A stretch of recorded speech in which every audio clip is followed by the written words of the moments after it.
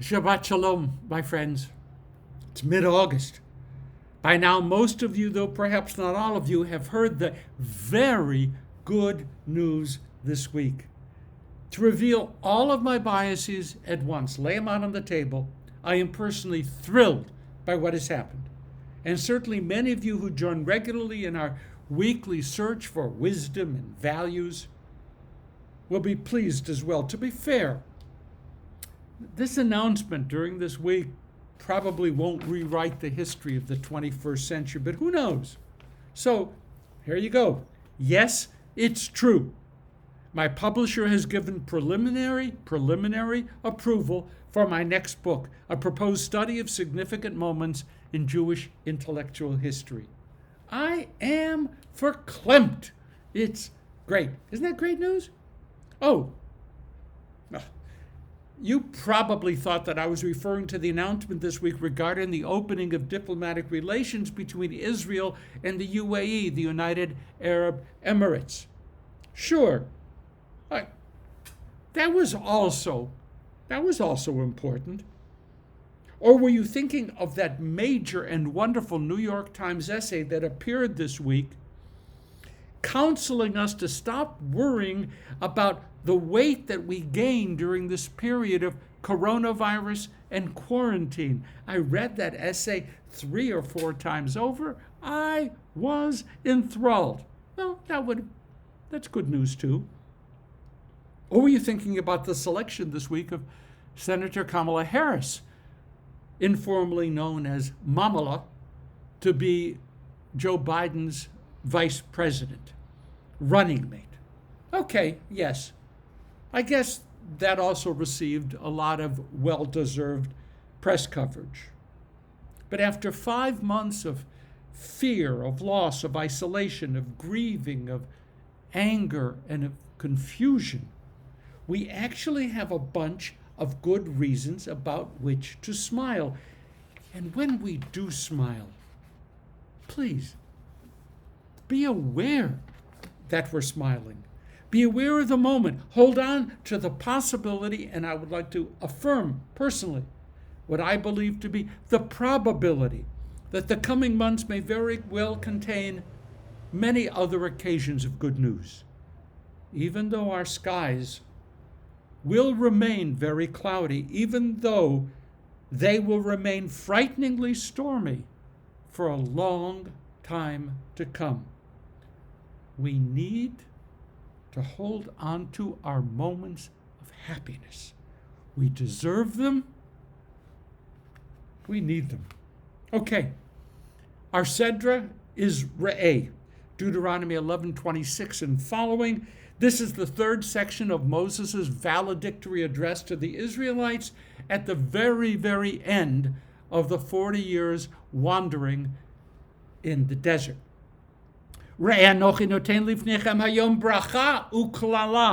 Behold, I have set before you this day blessing and curse. I rarely do this, but I'm going to do it. Please take the time to read this week's Sedra all the way through. It's not confusing. It's not long. It's not dense. And it lays out what we today would consider to be many of the norms and values and practices that have become fundamental to our own 21st century Judaism. By far, not every value mentioned in our Sedra is great and praiseworthy, but read the Sedra through. You will once again have an occasion to smile. You will smile at what you discover, what you recognize to be so very familiar. In the midst of our Sedra, there is a warning.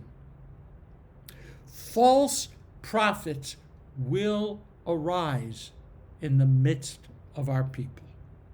They will sound as if they are authentic prophets of God. They will claim that they are prophets of God. They may even demonstrate what appear to us to be signs and wonders, a kind of certification that they really are authentic prophets.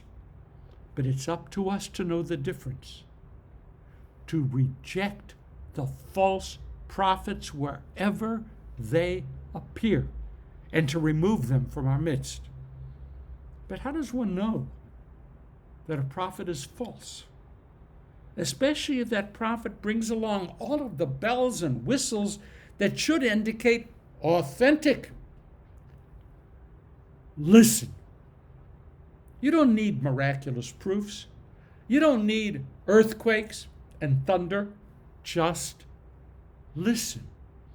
If that person is telling you to abandon your core values, if that person is saying things that make you feel, frankly, unsettled, nervous, if that person is asking you, even in dulcet tones, to forsake your own heritage and to abandon your own history, then drive that false prophet out from our people. So, just listen. The matter is of such all-consuming importance to those who wrote the Torah that in next week's Sedra, in Deuteronomy chapter 18, we read a second warning about false prophets.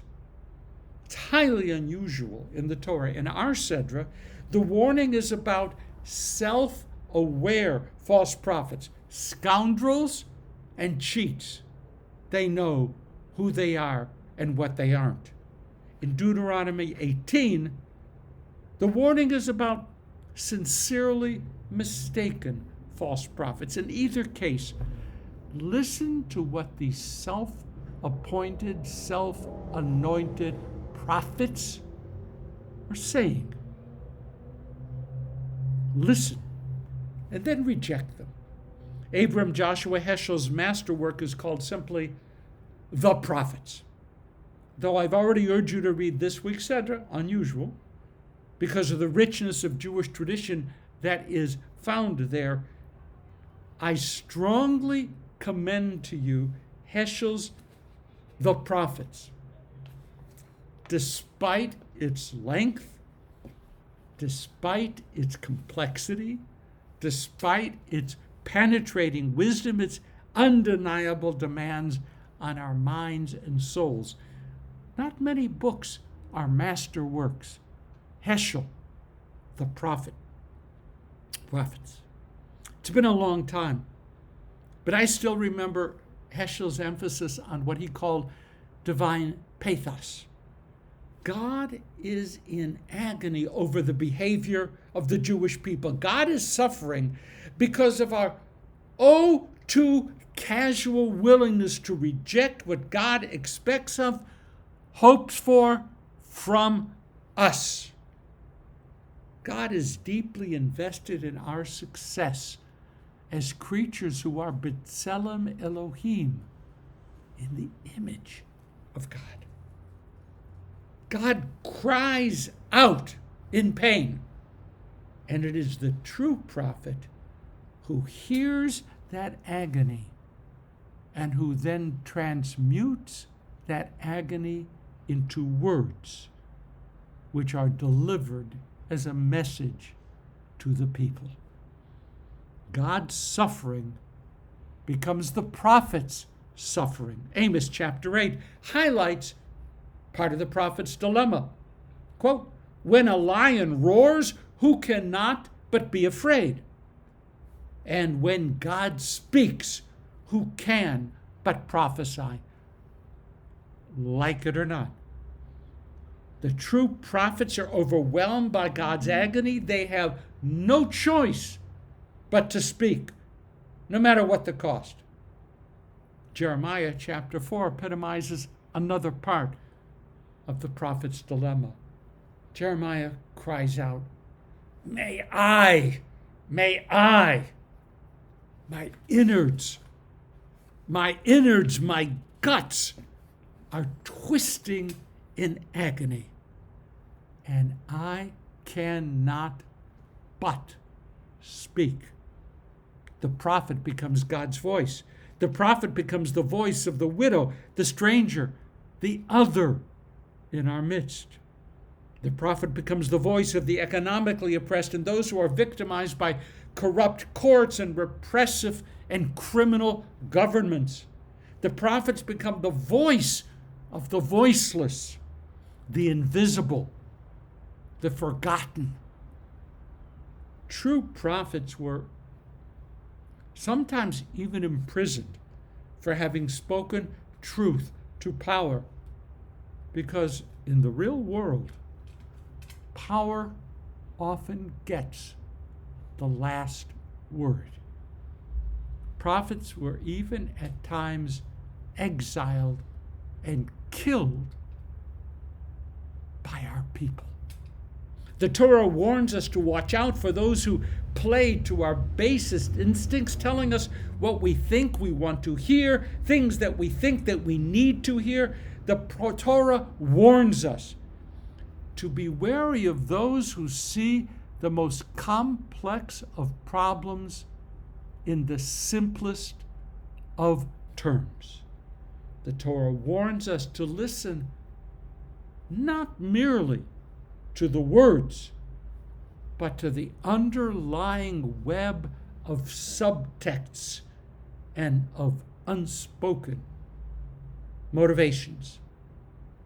In a sense, the Torah is demanding of us that we learn to listen with a third ear, with an inner ear. False prophets will arise in every generation. False prophets do arise in every generation. Their perversion of truth, their distortion of values can even bring God, kiviyachol, can even bring God, so to speak, to God's own knees. Reject these twisters of truth. Drive them from our midst. My friends, we've had multiple occasions to smile this week, and I promise you that there will be multiple occasions to smile in the weeks and months that lie ahead. Be strong, my friends. Hold on to the memories of your smiles. Hold on to what you know to be righteous and just. Remember, God is crying out for us to care. And have a wonderful Shabbat and a wonderful weekend. Sending you love and good wishes.